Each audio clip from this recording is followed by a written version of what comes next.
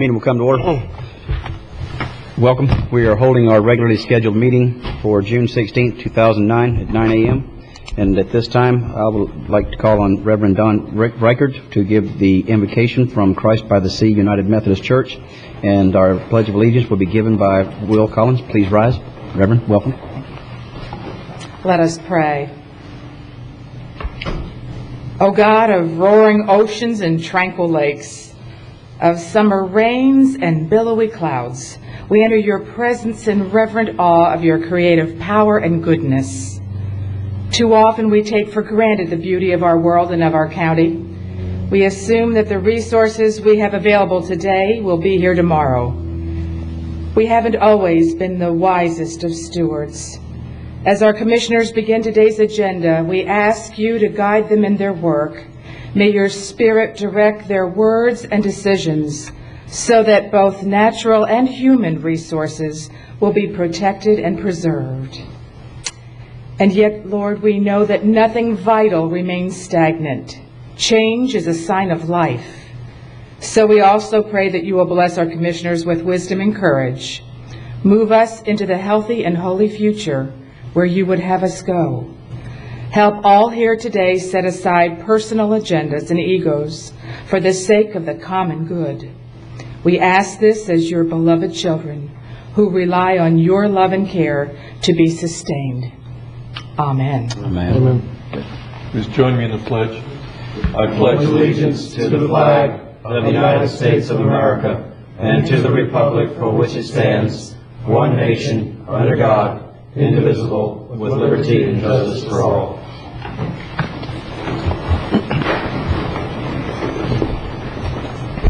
Thank you very much. And just real quick before we get started, I'd like to really thank all the ministers that come down, the reverends, to give the invocation at the beginning. It's not very convenient to come down here at 9 o'clock on Tuesday mornings, and thank you very much. We appreciate all y'all's efforts. Thank you.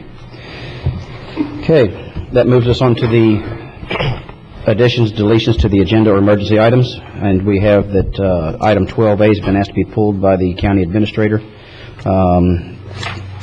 Is there anything else to be pulled or added? Or seeing none? Move approval of the agenda as amended. Second. Got a motion from Commissioner O'Brien to approve the agenda as amended, and second by Commissioner Flesher. If there's no discussion, we'll proceed to vote. All those in favor signify by saying aye. Aye. All opposed, nay. The motion passes unanimously. Moves us on to proclamations and presentations, and I see we have Mr. Ken Grudens from the Indian River Land Trust, and he's going to give a presentation of the Lagoon Greenway project and proposed partnership between Indian River Land Trust and Indian River County. Welcome, Mr. Grudens. Hello, Leslie. How are you? Good. Commissioners. I appreciate the opportunity to come to speak to you today about the proposed Lagoon Greenway project, a partnership project, if you will. The Land Trust, just for contextual purposes, the Land Trust is a nonprofit land and water conservation organization working solely in Indian River County, and we've been in this county working for 20 years.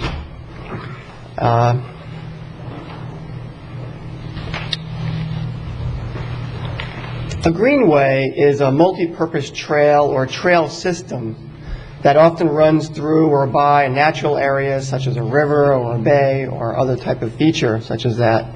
And the Lagoon Greenway, the proposed Lagoon Greenway project area in green, you see being pointed to with the big red arrow, is situated south of the 17th Street Bridge and in between the Indian River Boulevard and the Lagoon Greenway and the lagoon itself. The purpose, let's hone in a little bit here first. The Greenway planning area is comprised right now of 4 properties. From the top, going down, is the yellow property, which is the Florida Inland Navigation District property of about 53 acres. Below that, in gray, is the Indian River County property, which I'll talk a little bit more in detail about in a couple of minutes. Below that in brown is the River Park Place, which is a private condominium property where the condominiums are built on the west side along the boulevard. And at the south end of this proposed Greenway planning area is the 66-acre land trust property you see in green. The purpose of the Lagoon Greenway project is to create a trail system for public access to the lagoon for a variety of recreational and educational uses, as well as conservation of that area. There are 4 overlapping, intertwined goals, primary goals for this project, and they are to provide pathways for non-motorized use with a variety of recreational opportunities on these properties, while conserving the natural resources of the lagoon and the adjoining habitats that we have there, and to establish facilities to help educate people about those resources. A little bit of background on this, just to give some context for the project. The county in the 1990s acquired its 38-acre, what they call Flynn Tract, the second parcel from the top that I showed earlier, and that was part of a bond referendum purchase.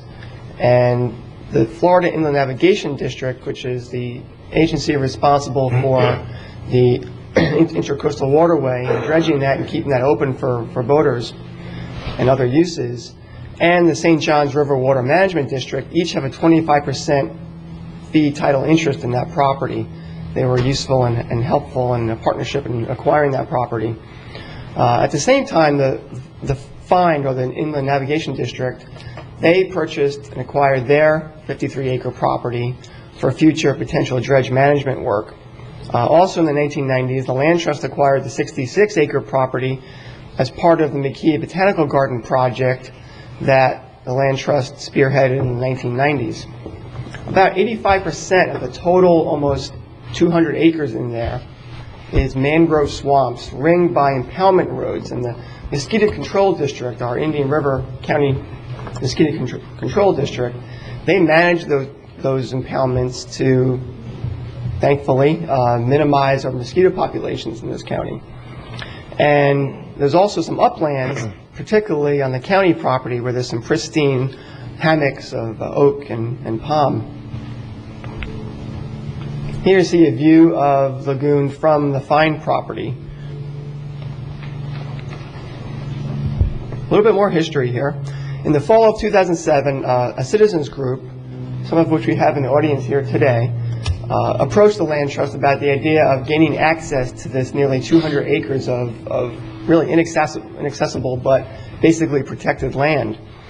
The Land Trust decided we could try to help spearhead that effort, and in the spring of '08 met with county staff, Roland and other senior staff from the county, and they were very supportive of the idea and wanted us to move forward with the concept and then come back to them. So in the fall of '08, we began the Lagoon Greenway plan, which I believe you all should have a copy of in your packets that you received previously.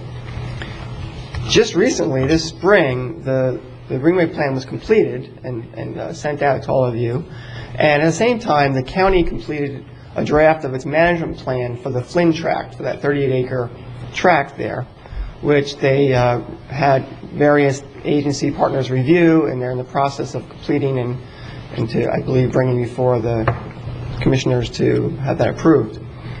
At the same time, when this plan was completed, the Greenway plan that is, our board, the Land Trust Board, approved to try to assist to jumpstart this project with funding for the design and for a natural resources survey of the uplands portion of the county property and the permitting process to get this project shovel ready come 2010.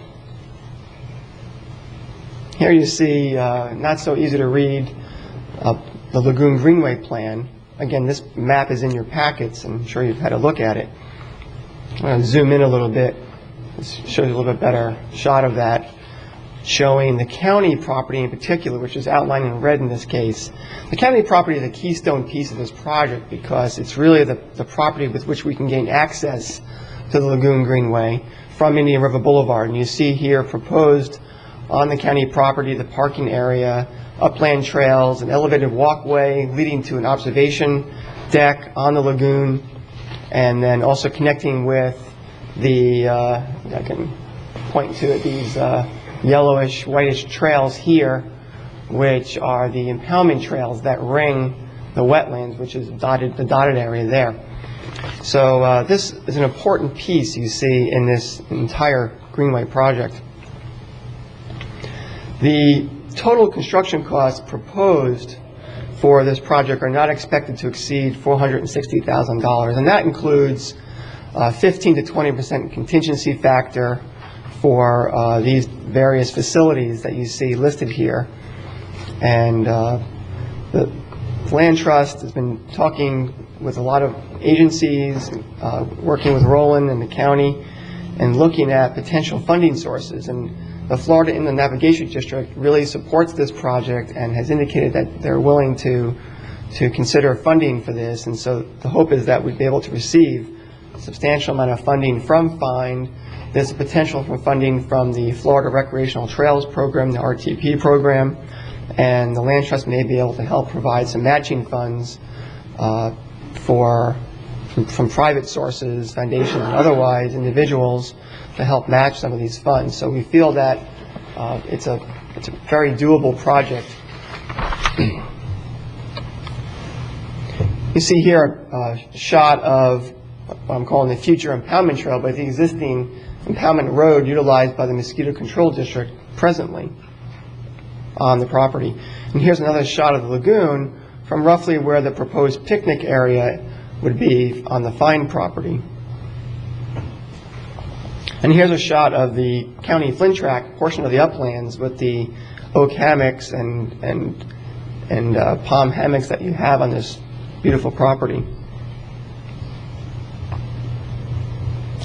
The Land Trust believes that a public-private partnership will help to provide maximum effective service for developing and managing this greenway over the long term.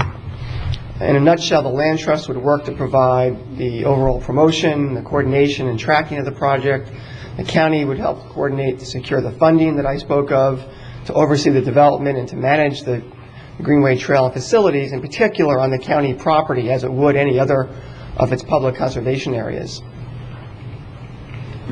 A little more specifically, though, the Land Trust would provide support to coordinate the design and development. As I mentioned earlier, the Land Trust Board has made a commitment, if we can move forward in a partnership fashion, to fund the design of this project, to fund the natural resources survey and the permitting process to lead us up to a point of being ready to apply for funds and construct the project. And that could cost anywhere from $30,000 to $40,000 that we've committed to this project. And then we're also willing to help secure funds to assist with the construction of this project, with helping to write grants, submit grants, and potentially obtain private matching funds.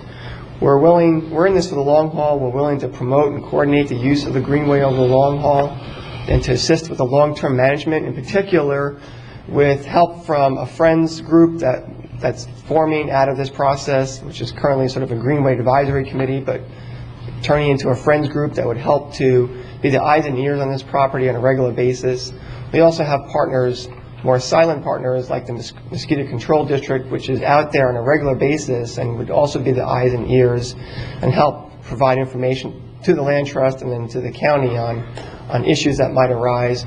The Land Trust could be the point of contact for this property if inquiries or concerns arise from the public or nearby neighbors. The county, on the other hand, would be working to obtain this outside funding that would come in through outside agencies.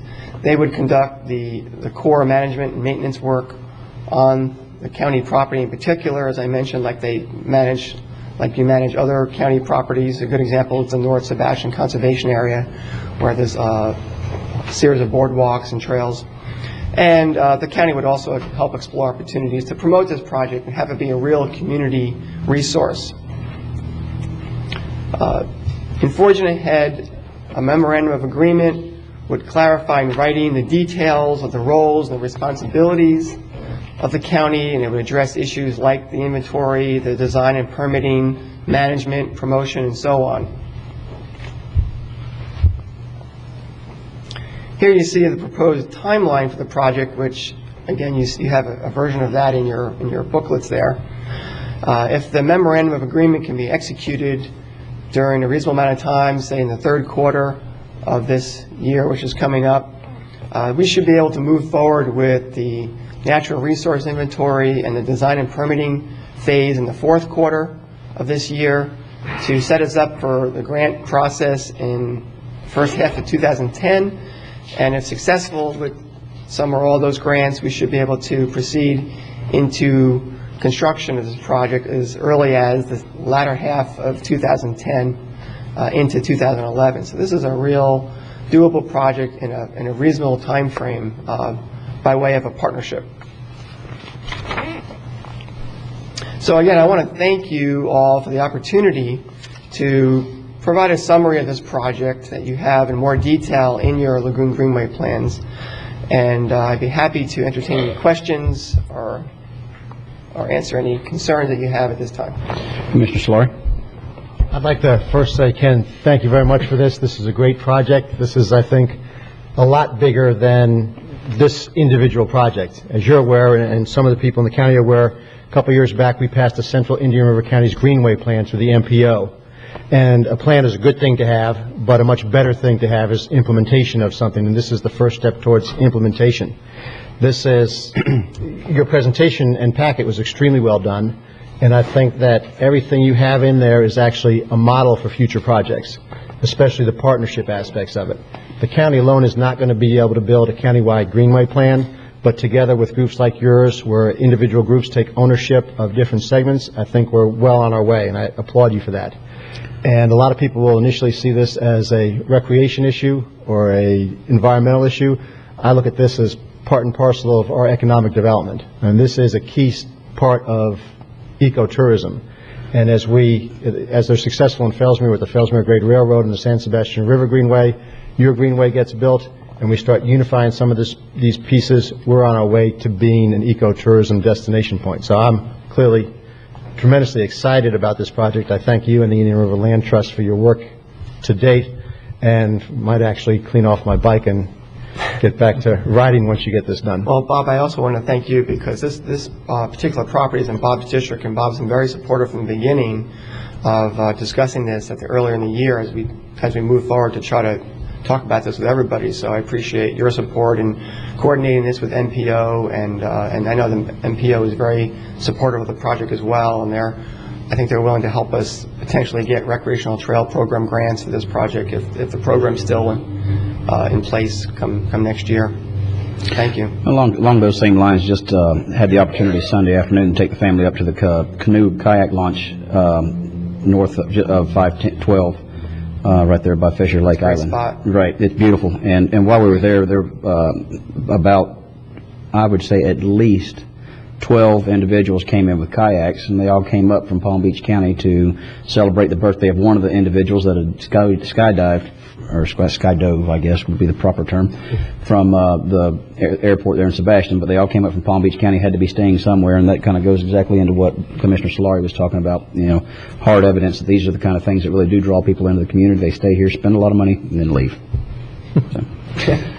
Thank you. Anything else, Commissioners? Thank you. I guess and I did everything Commissioner Solari and Commissioner Davis said, and Ken, you all have done a great job on this. Just, do we need to give staff direction to move forward with the MOU, or Mr. Chairman, how'd you like to I think that more give the staff direction to start working with or actually probably the county administrator gives him the direction to tell staff to start developing an MOU that we can bring forward to start implementing this program because this is going to be one of those things whenever the grantors see with so many agencies coming together and then it being a part of our MPO and our plan and everything, this is going to be very easy to find funds available to implement this. So You want a motion to that? I think that would be appropriate at this time. I'd be happy to make a motion. I think staff's already on board, but I'd certainly be very happy to make a motion that staff cooperate in whatever way possible with the Indian River Land Trust to make this Greenway a reality. Got a motion from Commissioner Solari and a second from Commissioner O'Brien. Any further discussion?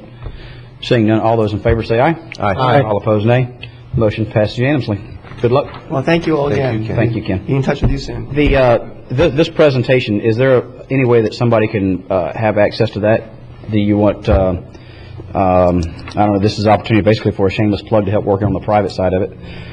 So if you want, I don't know whether you have this available on y'all's website. for people to look at. That's a great idea to put on the website, and you also have a copy of it, and if you wanted to share that, you're certainly welcome to. I know I've been speaking, I got a call from 32963 yesterday, and they were interested in hearing more about it and getting a copy of it, so we will try to get this out there and on the website. It's a great idea.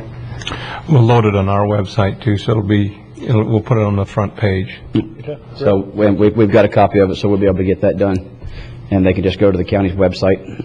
The one that I sent to all of you was a more detailed, more text-laden version because it didn't have the presentation with it. Might be a better version to Okay. put up. If you'll see to it, we get a copy of that. Sure. So. We'll Thank you again very much for all your support. Thank you. All right, that concludes our presentations and proclamations, and now moves us to the approval of the minutes for the May 19th, 2009 meeting. Move approval. Yes, got a motion from Commissioner O'Brien and a second from Commissioner Flesher. If there's no discussion, we'll proceed to vote. All those in favor say aye. Aye. All opposed, nay. The motion passes unanimously. Next, we have the consent agenda. Commissioners, what's your pleasure? Move approval. Second. Got a motion to approve from Commissioner Wheeler with a second from Commissioner O'Brien. If there's no discussion, we'll vote. All those in favor say aye. Aye. All opposed, nay. The motion passes unanimously. Next, we have the TEFRA public hearing, Escambia County Housing Finance Authority, single-family mortgage revenue bonds memorandum dated May 12, 2009, pages 70 through 85 in your backup. Commissioners, you have any questions or anything, did anybody have any a presentation on this they needed to give? Nope. No? If not, we'll go straight into the public hearing. I do believe we have some people that are here interested in it. I don't know whether, I'll tell you what, we'll go ahead and open this up. We're now opening up to the public hearing on the TEFRA bonds with the Escambia County Housing Finance Authority, single-family mortgage revenue bonds. Is there any discussion from the public? Seeing none, we'll adjourn the public hearing and let the record show that ample opportunity to be provided to all. We've got a motion from Commissioner Wheeler to approve staff recommendation and a second from Commissioner Flesher. And if there's no discussion, we'll vote. All those in favor say aye. Aye. All opposed, nay. Motion passes unanimously. Public discussion items. Mr. Hetty, welcome.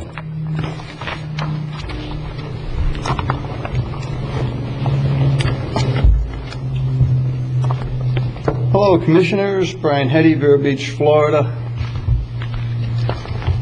I had the opportunity to speak to Commissioner Wheeler yesterday morning, and I congratulated the County Commission on a job well done. Now, Wesley, you know that I'm not well known in the community for congratulating any governing body for a job well done.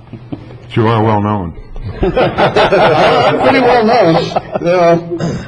But anyway, I do think that you did a very good job at balancing the people's rights to be heard and balancing an individual's rights to presumed innocence. And anyway, I want to thank you, about that. And in fact, that conversation kind of led into some other things. And Commissioner Wheeler made some comments about my arrest, and not in these chambers here because this is a new building, but in Indian River County Commission chambers.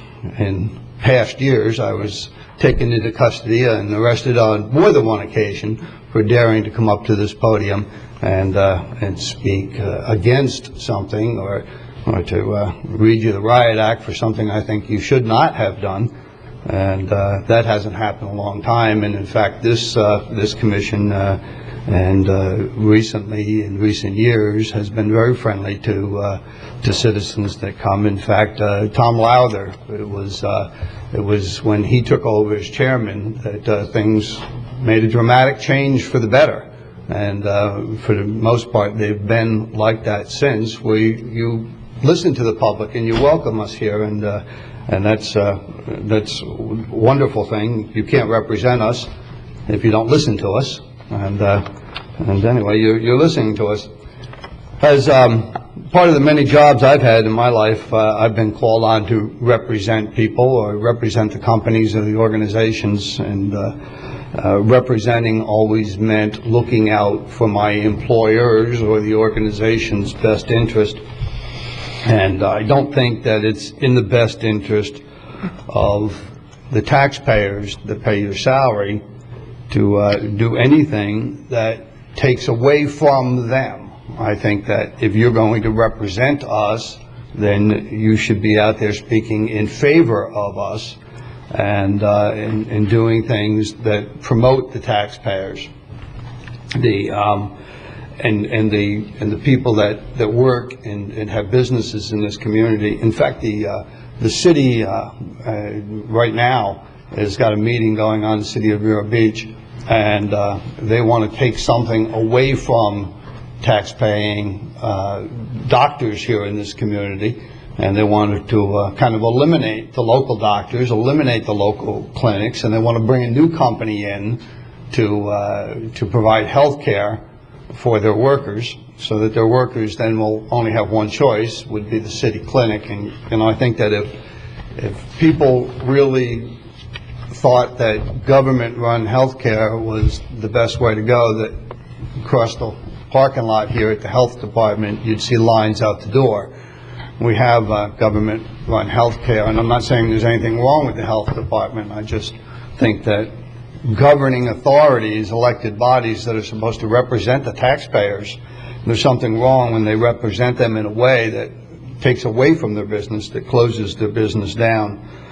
And I think that as representatives, I don't think that you should be doing things that take away from local businesses, but you should be protecting those who pay our taxes and take care of us.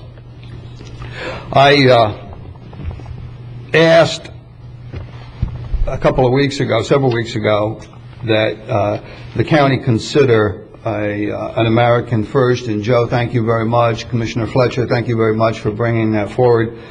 I appreciate that. What I asked for was that the county commission adopt a policy where you're going to take care of us, you're going to represent us.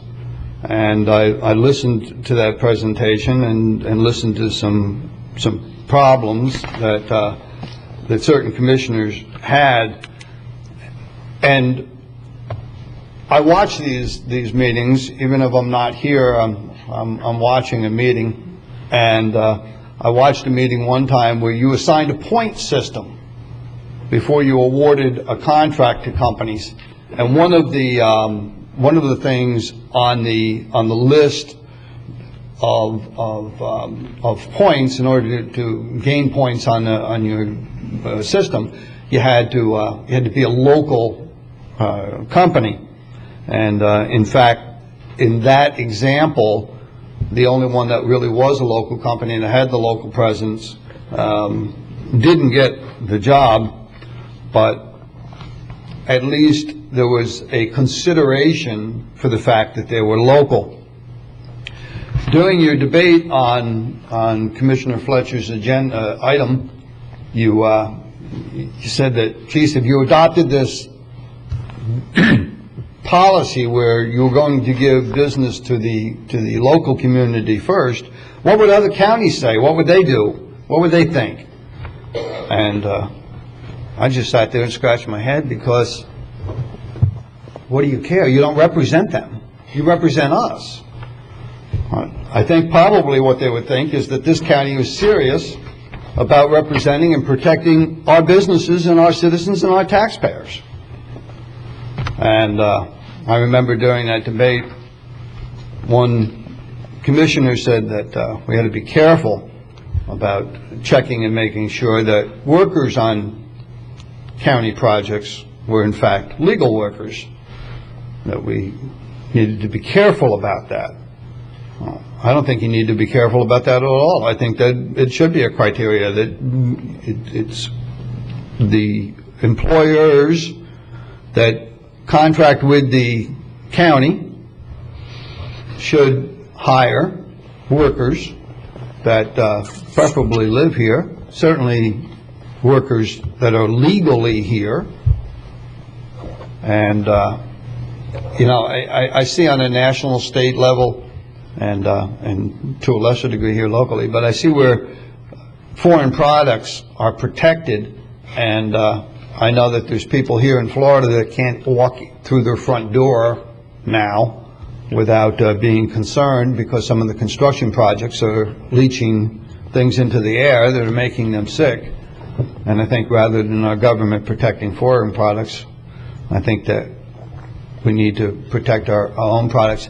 Now, there was a gentleman here in the audience a couple of minutes ago that owns a local grove, and wouldn't it be nice if we could walk into a Publix, for an example, and see a section in Publix that highlighted and sold Indian River County produce, you know? And it's amazing to me. In fact, I was talking to Louis Shack, and there was a lady in the store, and she was picking up some oranges, and there's little stickers on them. They were a product of Peru or someplace, and we're in the middle of the picking season here, and we've got the big box stores bringing in fruit and citrus from all over creation. And I think that it'd be nice if we as a community would highlight the assets of our community and our products and our workers, and I think that could start here at the County Commission. The governor, I think this was yesterday, the governor decided to include in the budget spending the principal amount of a trust fund. And once you spend the principal amount of the trust fund, that pretty well ends your trust fund, because you know, there's no principal left to make some money, make some interest. So he's going to spend the principal amount to balance the current year's budget, and that's not a smart way to do business. That's an awful way to do business. And we could probably balance the state budget and the local budget by collecting more taxes from local businesses if we thought about spending our money here locally with local businesses. And you know, when I was listening to the news, and the governor's going to spend the trust fund, the principal amount, that's exactly what happened with our Social Security. Congress spent the principal amount. They spent the trust fund, the money we trusted them with. That's why Social Security's in a real problem. If Congress returned to the Social Security trust fund the money they've stolen over the years, there'd be no problem with Social Security. Anyway, instead we passed federal budgets that have all kinds of earmarks and bridges to nowhere, and that's where we're going if we don't start protecting our own, protecting the workers and the companies in this country, and that needs to start here locally. I heard one commissioner say that Americans don't make quality products, and I would take issue with that. I think that we do make quality products, but I think that if I'm going to have someone represent my company, then I want them out there telling potential buyers that my company makes good products. And I think that if you're an elected official and you don't think Americans make quality products, then you shouldn't be representing Americans, and stop taking a paycheck from them. I think Americans can and do make good products. And we just saw a presentation up on the screen for making a nice greenway. And one of the things that I think would be important is if the county had a policy where the companies that worked on that greenway, the employees that worked for the employers that implement that program, to make sure that there were local contractors and that the workers were local and legal. So essentially what I'm here today for is to make a motion for reconsideration. And I would like you to reconsider Commissioner Fletcher's program, his proposal, with an eye on implementing a program that gets all county money, all county tax money, to be spent first locally, on local products, on local workers, with local companies. And that's not, you know, I heard a lot of debate where, well, geez, we're not taking low price, or we're gonna give a local company an extra 10% edge or something. And I'm not asking for any of that at all. But I am asking for a program similar to the one we use, Sign Point program, lowest price doesn't necessarily buy any project at all, that there's other considerations besides just low price. And one of the considerations is that the employer is a local employer hiring local employees.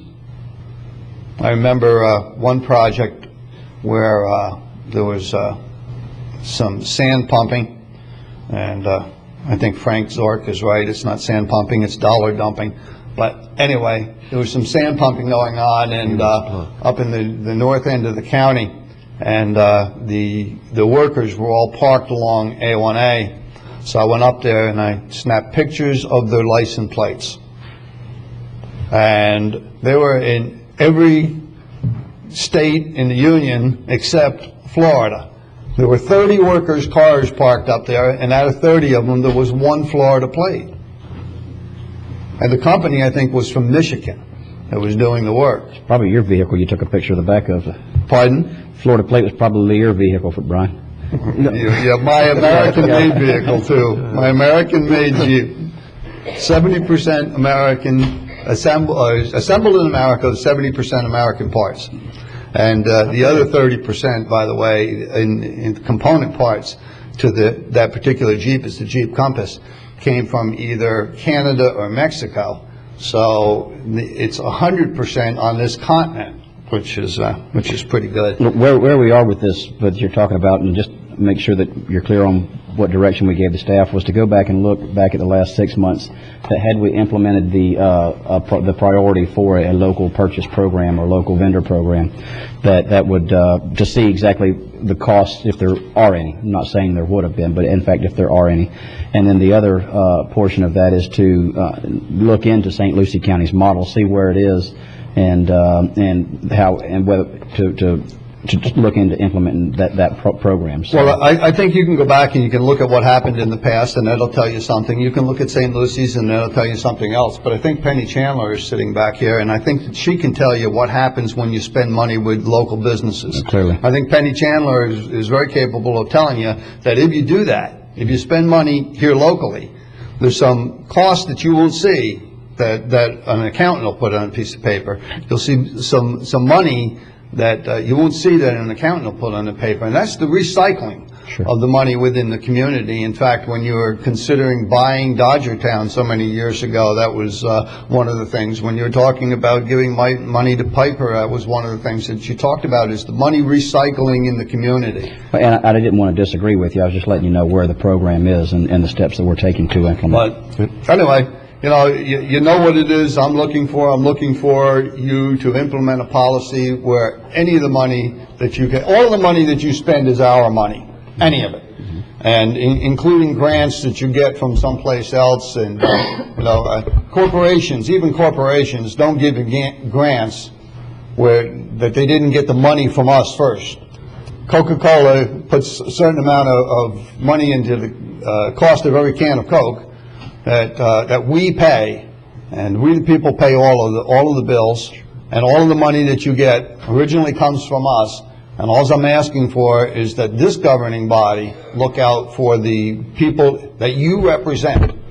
And you do that by buying locally, by ensuring that the contractors that you use hire legal people. Thank you. Thank you. Mr. Hetty, I just want to thank you for your time and your words and collecting everything together, and just reassure you that the legal counsel will be examining not only just the St. Lucie model, but some of the input that we had during the discussion on the initiative that I brought forward. There will be more time for more debate, and I invite you to come back when we are having that discussion, because your input is greatly appreciated.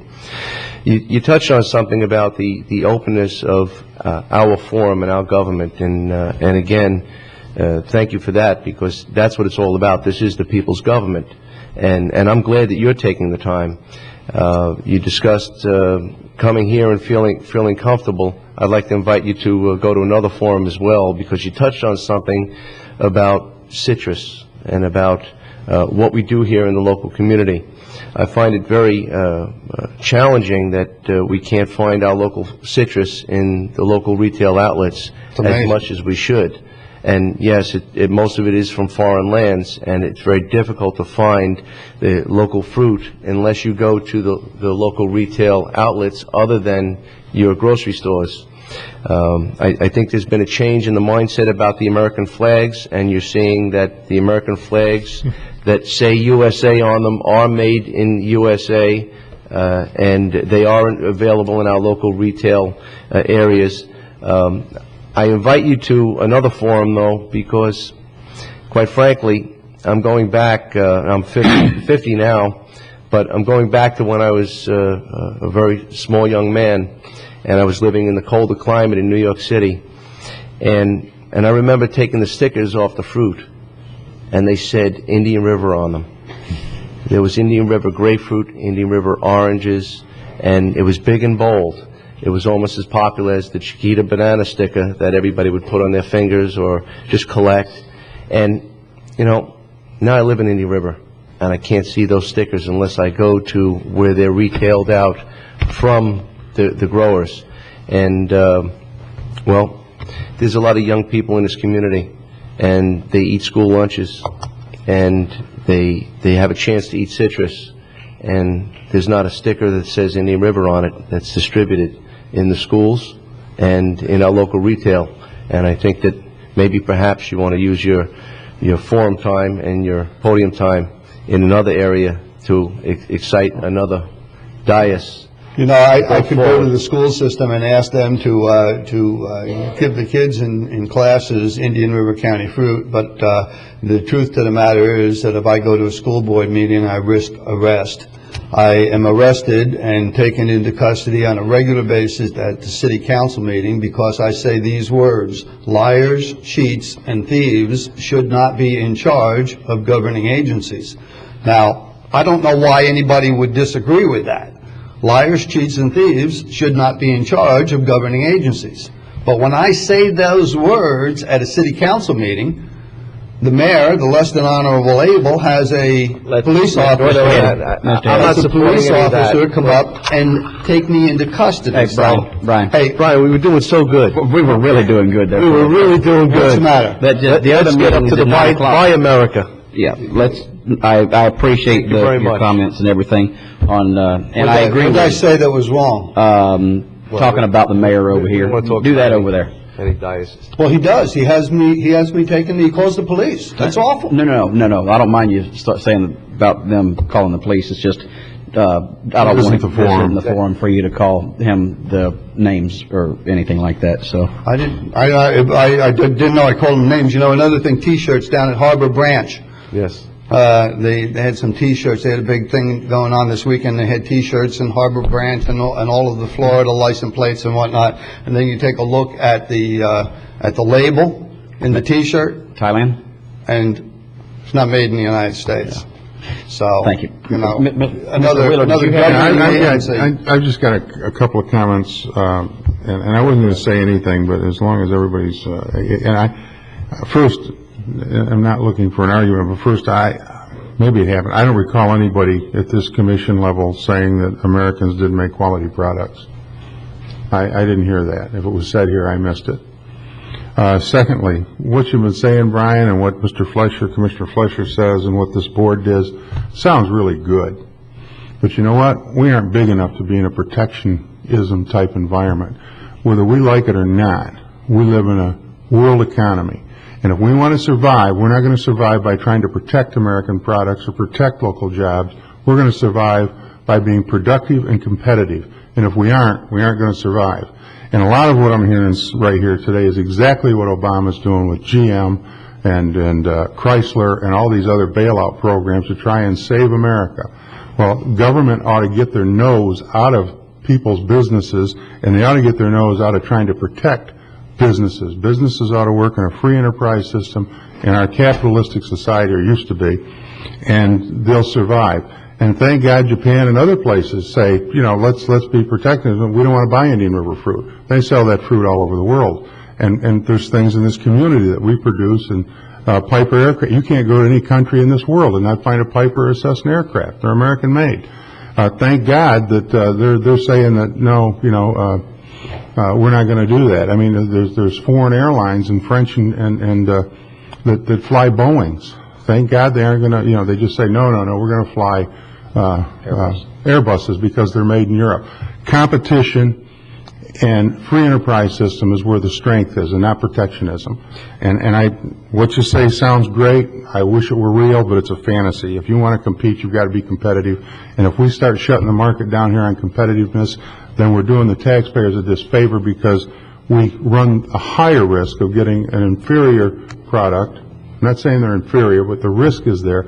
But the real risk is there is you're going to pay a higher price for the product you get because you're eliminating competition. That's all I've got to say. But I like what you say. I like what it sounds like, but it doesn't work in the real world. Well, Commissioners, and not to take up Mr. Heady's time or anything on this, we've already discussed this.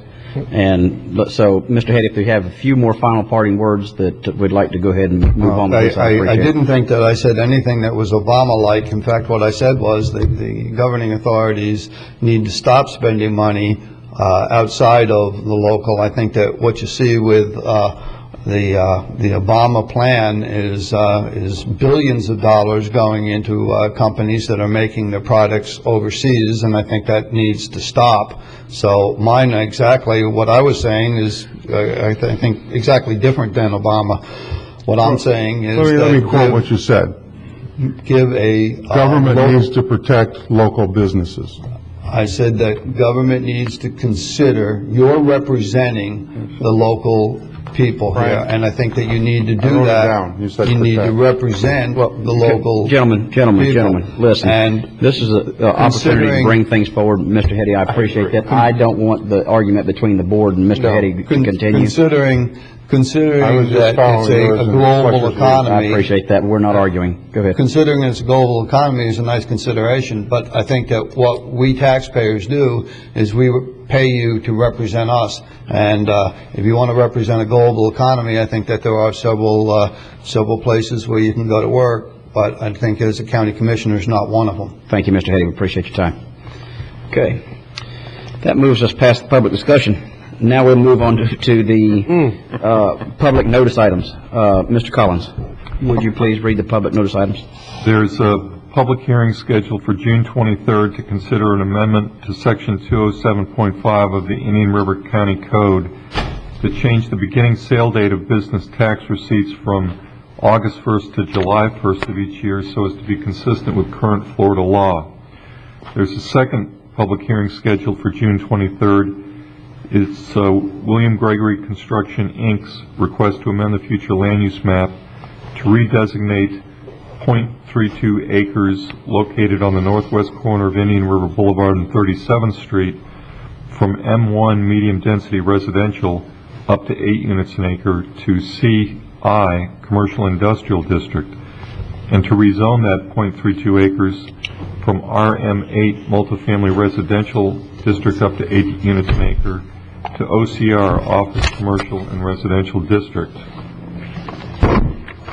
Thank you very much. Commissioners, any questions? If not, we'll move to the Office of Management and Budget portion that since the County Administrator's Department under Community Development has been pulled. Move approval. Got a motion to accept the dates changes for the budget workshops.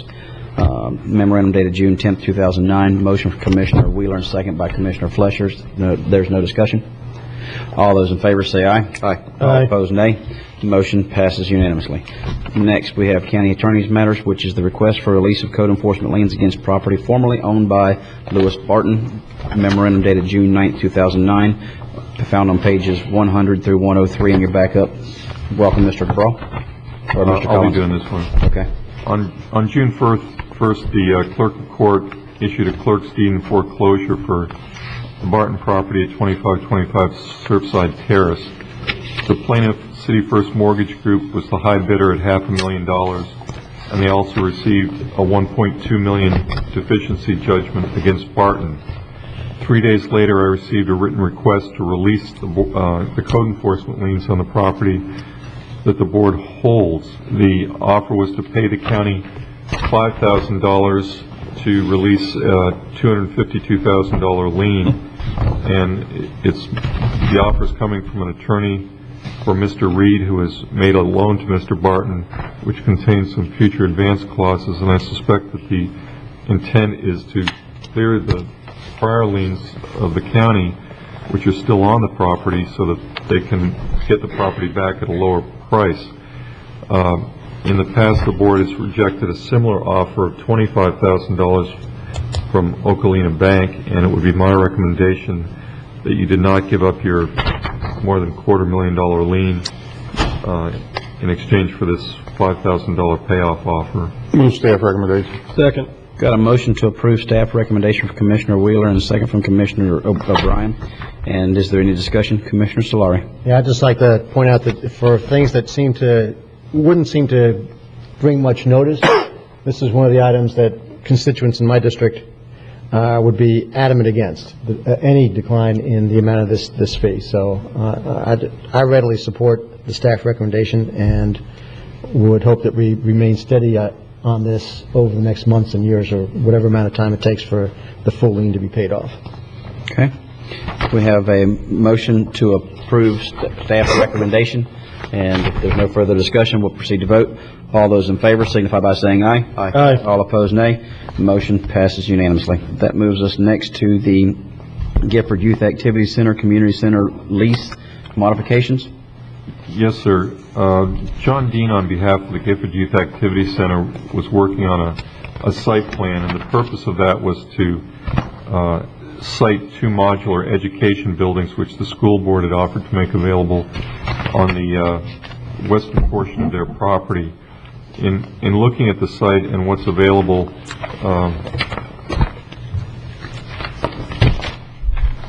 I think on page 107 you can see an aerial which depicts on the very west side of the Gifford Youth Activity Center, and before you get to the Aquatic Center, a driveway, and it looks like there may be 2 buses at the end. I believe the idea is to put the educational modules at the end of that driveway, and in order to do that, the lease has to be expanded to the west. And when the surveyor was looking at the current leases, the Gifford Community Center lease actually encroached into a corner of an addition to the Youth Activity Center. So the purpose of these modifications is, 1, to expand the area leased to the Gifford Youth Activity Center so that they can put those educational modules out there, and 2, to correct a lease where the community center was actually shown to be leasing a portion of the building, which is really the Youth Activity Center.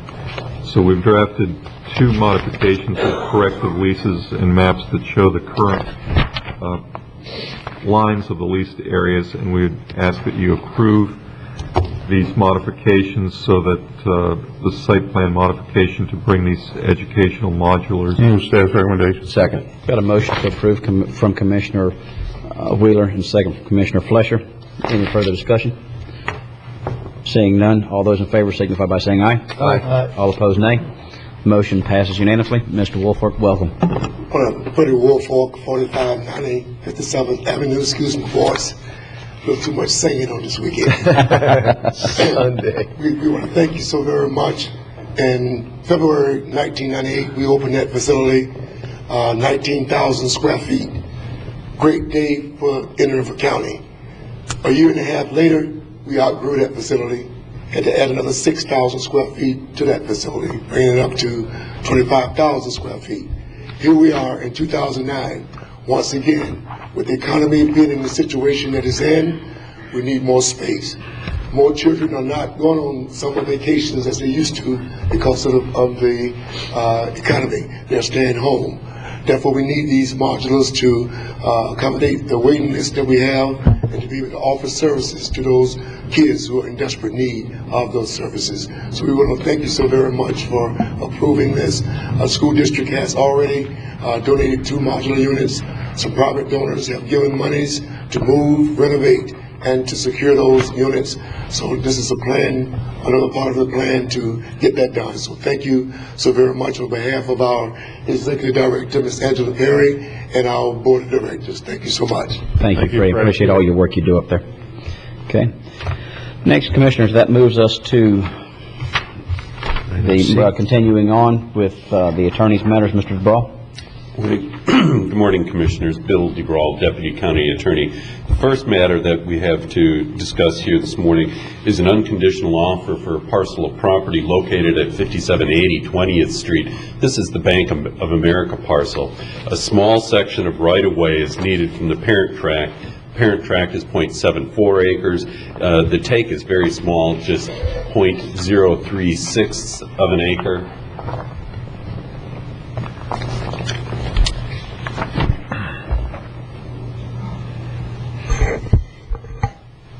If you take a look at the overhead, the area yellow is the small sliver that's needed. We've had an appraisal done on the property. It appraises out at $49,500. That's broken down by a land value of $39,500 with the improvements consisting of landscaping and a cement light post that's there. Come to a total of $10,000 for the total of $49,500. There are no structures involved in this take. There are no parking spaces involved in this take. The appraisal comes out to be about $25 per square foot, which is consistent with other appraisals that we've had in the State Road 60 58th Avenue corridor. Staff's recommendation is to approve the unconditional offer for the parcel of property owned by the Bank of America. Commissioners, any Staff questions? recommendation. Got a motion to approve staff recommendation. I'll second that. Any further discussion, Commissioners? Seeing none, all those in favor signify by saying aye. Aye. Aye. All opposed, nay. Motion passes unanimously. Mr. DeBraw, next should be the necessary to take resolution property located at 4785 66th Avenue, pages 115 through 122 in our backup. Thank you, Commissioners. This is a parcel of property owned by Lawrence and Phyllis Brown. That's parcel 112 that you can see on your screens before you. It's a 2-acre parcel of property. It contains a 3-bedroom, 2-bath house that was built in 1935. As you can see, the yellow right-of-way line there will come within 4 feet of the house. We've had an appraisal done on the property, and the board extended an unconditional offer on both the partial take at $206,770. There was an unconditional offer made as well for the whole parcel at $304,750. The take here is 0.68 acres, about a third of the property. As you know, staff does not need, or the commission does not need to hold a public hearing. The only thing that you have to consider are the scale aspects of this, the safety, cost, alternative routes, long-range planning, and environmental aspects of this take. This commission did that by approving the corridor study back on March 17, 2009. Staff's recommendation in this point is to approve the resolution of necessity and authorize staff to proceed with eminent domain. Okay, Commissioners, what's your pleasure? Move staff recommendation. Got a motion to approve staff recommendation for Commissioner Flesher. I'll second that. Is there any discussion, Commissioners? Seeing none, all those in favor signify by saying aye. Aye. All opposed, nay. Motion passes unanimously. Thank you very much. Next, item E, which is the necessity of taking resolution for parcel on 66th Avenue owned by the Ryans, pages 123 through 129 in your backup. Good morning, Commissioners. If you take a look at your screens, the Ryan parcel is the parcel of property that's located just below the lake in this area here. Here is the Ryan parcel there, and let me just bring that up on your screen so that you can take a look at it a little bit better.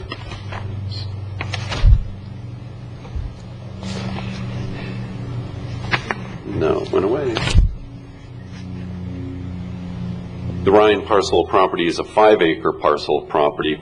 It contains a 3-bedroom, 2-bath house built in 1996. As you can see, the house is set back from the road, and back in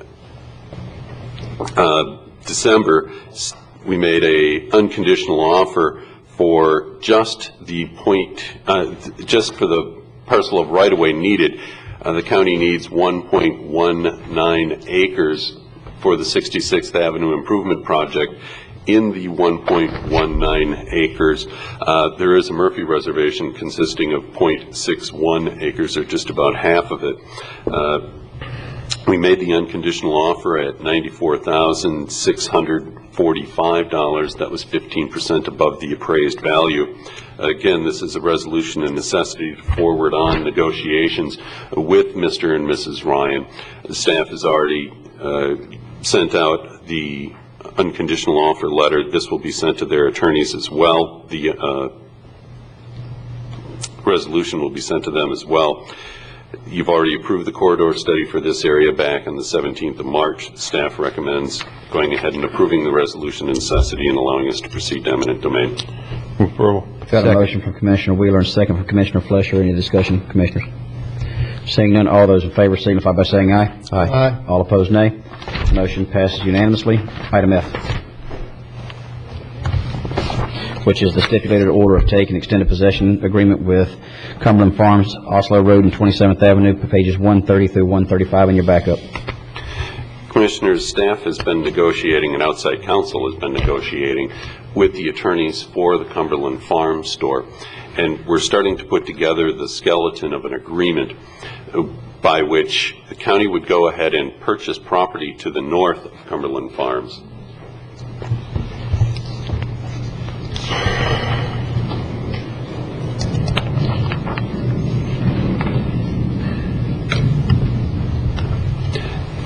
Where the drainage pond is there on your screens, you can see the existing store as it sits now. We would be negotiating with the landowner directly to the north. That would be Mr. Rutz and his family. The property is held in trust. We would go ahead and purchase about 1.65 acres from the Rutz family. We would then in turn work out an agreement with Cumberland Farms by which they would be able to begin construction on their new store at the same time the county is proceeding with its road project.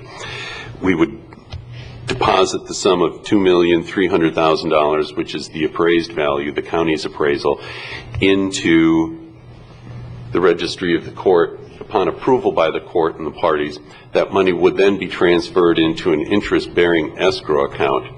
The escrow account, the funds would not be released to Cumberland Farms until the case was completed or until the court makes its ruling on the value of the property.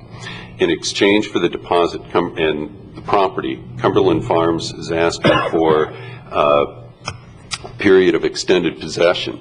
They would like to be able to stay in the store until summertime 2010. This would allow them to be able to stay at that location, stay open, and keep the downtime or the vacancy time on that corner to a minimum.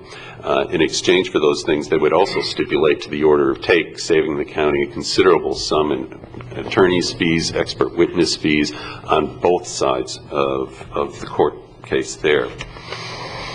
So, as you can see, there's the conceptual site plan before you. Is that going to be our retention pond to the north, or is it to be able to take retention from both? It would be a retention pond from both. It would serve the county's needs as far as future plans for 27th Avenue. It would also serve Cumberland Farms' needs to go ahead and drain into there.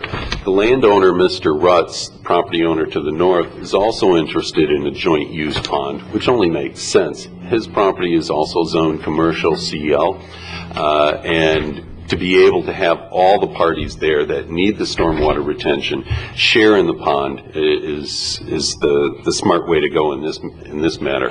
It would be possible, just like the commission worked out with the school district, to be able to move that pond, resize the pond, change the shape of it into the future. So staff's recommendation at this point is to conceptually approve the outline of conceptually approve the attached lease and stipulation for order of take. If any items would change drastically, we would bring that back before the board. We've got a order of take hearing scheduled for August 17th, 2010, before Judge Canarak.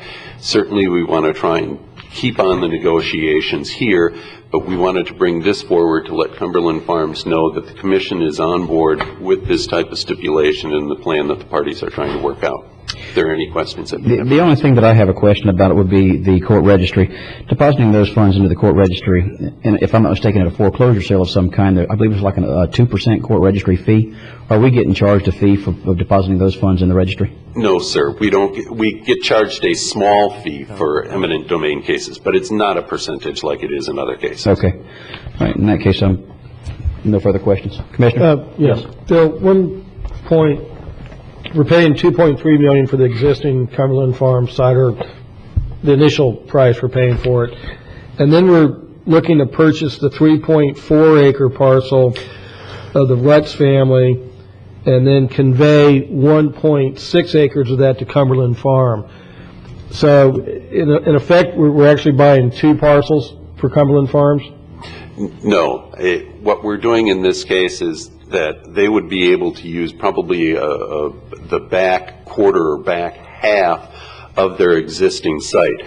But the money will be deposited into the registry of the court and then into an interest-bearing escrow account.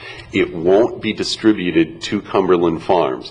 If we work out a land deal, obviously the county will get credit from the land sale toward that $2.3 million. So it's not an addition. It's not $2.3 million plus the land. It would be a credit for the price of the land or the value of the land given to Cumberland Farms. Okay, I was just concerned because it says here that we're going to convey 1.6 acres to Cumberland Farms. And to me, that sounds like we're giving it to them. So it would not be done for free. Okay. Convey sounds like you're giving it. I'm just going by what you put here, Bill. Yes, I think the main thing to remember here, Commissioners, too, is this is just, are we on the same page to move forward in this direction? This is thinking a little bit outside of the box versus just, going through the process of valuing the property, paying them for the property, and bulldozing the property. This is really a little more moving parts, but I think this could, in the long run, quite frankly, in the long run, is going to be cheaper, faster, and better. Any other questions? Commissioners, what's your pleasure? I need a motion for one way or the other. Move staff recommendation. Second. Thank you. I've got a motion to approve staff recommendation from Commissioner O'Brien and a second from Commissioner Solari. Any further discussion? Seeing none, all those in favor say aye. Aye. All opposed, nay. The motion passes unanimously. Thank you very much, Mr. DeVraw. Thank you, Commissioners. Next, we have Commissioner Matters, Commissioner O'Brien. Yes, Mr. Chairman, I just wanted to update the board. 2 Saturdays ago, Commissioner Fletcher and I were invited to go down to Miami.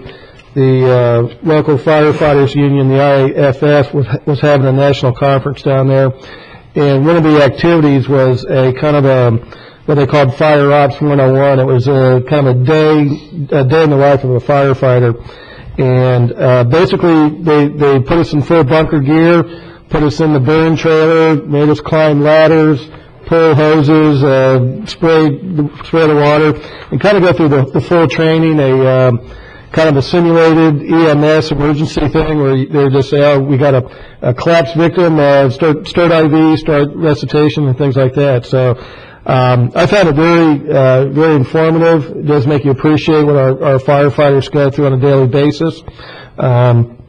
And I just wanted to update everybody that we did that. There was a lot of neat equipment we got to play with and look at and things like that to consider. And but anyway, it was a worthwhile event. I appreciate John King was down there keeping an eye on us, make sure we got through it safely. And a couple of the other firefighters were there helping us out too. So, Commissioner Fletcher, do you want to add anything to that, or? Basically, you covered it all. It was just a great experience, and I think we did more than just go through the ringers.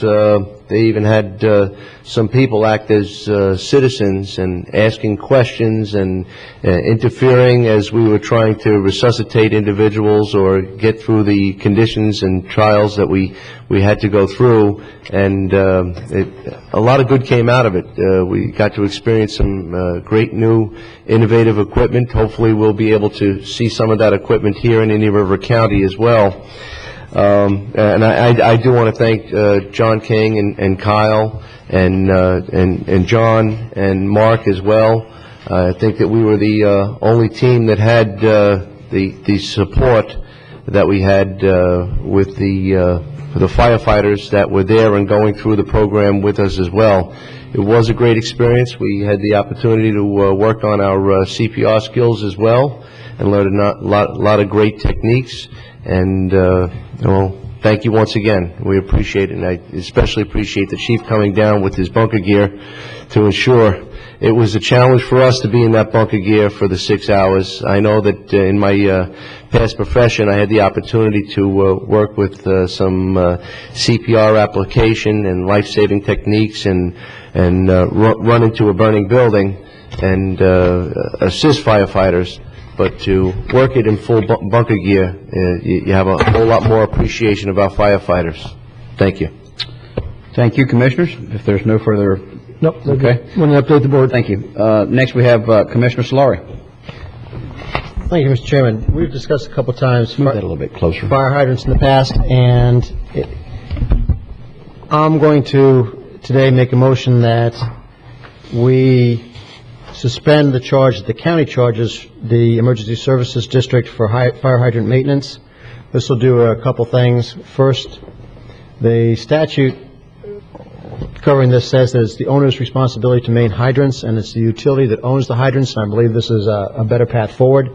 But what's happened is that over the years we've got an anomaly in the system. I mean, we basically charge, the county charges the emergency services for its hydrants, then the city of Fellsmere charges it for the hydrants in its municipality, then the city of Vero Beach charges it, the emergency services for the hydrants in its district. Some years back, the county commission said we're going to limit the amount we invoice the emergency service district to $335,000, and over time, the city of Vero Beach has increased the charge to the emergency services district to $150. The city of Fellsmere recently increased its charge to $225. Our utilities department has looked at its figures, and its cost to maintain a fire hydrant is $74 per hydrant. And some hydrants, the maintenance is less, some more, but over time, the average fire hydrant costs about $74 to maintain. Right now, the city of Fellsmere is invoicing us 3 times that amount. And given that the county said that it's going to freeze the amount that it charges or invoices the emergency services district, the amount that the county invoices for its fire hydrants has been reduced from $67 a hydrant to $61. So basically, the emergency services district, well actually it's the county, is subsidizing the profit margin on the hydrants for the city of Vero Beach and the city of Fellsmere. This is the first step in correcting that situation. We increase the power of our argument to the other municipalities, which suggests that either A, you need to have a more reasonable fee, or B, let us do the maintenance, because it's more cost effective for us to do the maintenance. 2 conceptual things that are important is one is, well, just the fact that the economies of scale indicate that we'll be able to do it much cheaper. Second, and a more policy thing is, one of the reasons why it's cheaper for the county is because the county looks at its municipality purely as a service. And basically it's fulfilling the true idea of an enterprise fund. The municipalities have often used enterprise funds to subsidize their general fund. That's an important distinction with the county, and I believe that it serves the county residents better to look at the utilities as just a service. And that's the direction I'd like to start moving us with this motion today. I'll second that for discussion. Mr. Barrett, I do have a quick question, if I could. So in the event that we decide to not fund this out of the emergency services district, those funds would then come out of the utilities department. Is that correct? Or presently, the emergency service district pays the utility for hydrant maintenance. Now we are going to absorb it within the utility, and the emergency service district will no longer pay the utility. We will absorb it in our utility fund. We think it's a cost of delivering water service. I agree with that. I think it's more appropriate for it to be on the utility side. My other question then is, as we move forward with this, and we're saying, okay, our enterprise fund of the utilities is going to be covering this, where exactly are we in the, I don't want to say negotiations, the argument, whatever it is we're having back and forth with the municipalities? Last time, if I'm not mistaken, we approved a motion that was less than the city of Fellsmere's request, if I'm not mistaken. As I remember, we froze it at last year's rate, which was lower than the request for this year. But that's still, this is really a paradigm shift in thinking here. So upon us doing this, then what is the next step for us to move forward, if we legally can? The city of Sebastian took that check and identified it as partial payment. They've put it in their attorney's trust fund with direction that they explore their legal remedies to collect the balance. We subsequently wrote back to them, being under the impression that they were seeking additional information on their updated rate study to address some of the comments that were made by our staff. We have not received that back, so I think we're at an impasse, although I'm not sure it can't be resolved through further discussion. We are also going to have to modify our utility ordinance, which currently provides for an annual charge to be assessed to the fire district by the utilities department, so we'll have to strike that provision from our ordinance. That should probably come first, and I guess really my first question is I can't really believe I'm saying this, but has this gone before the Utility Advisory Committee? That should be where these... No, actually this item came to the Board of County Commissioners before we disputed the Fellsmere payment. Mm-hmm. We've asked for backup to justify how they came up with the payment. We've written Fellsmere twice and have not received any documentation. Okay. All right. Commissioner, do you want to incorporate that into your motion as far as the ordinance of the utilities? I do. Okay. So we've got a motion from Commissioner Solari to remove the ordinance language, the language from the ordinance that states that we pay the utility, the Emergency Services District pays the utility department for the fire hydrant maintenance, and that that would basically handle it, that we wouldn't need the other half of your motion. And I seconded that, and if there's no further discussion. Is there any comments or questions from the public? Seeing none, all those in favor signify by saying aye. Aye. All opposed, nay. Motion passes unanimously. Thank you, Commissioner Solari. Anything else? That's it for me. Thank you very much, Mr. Chairman. Yes, sir. Okay. Well, according to what I have on the agenda, I don't think there's any further business to be transacted at this time. I'll now declare this meeting adjourned.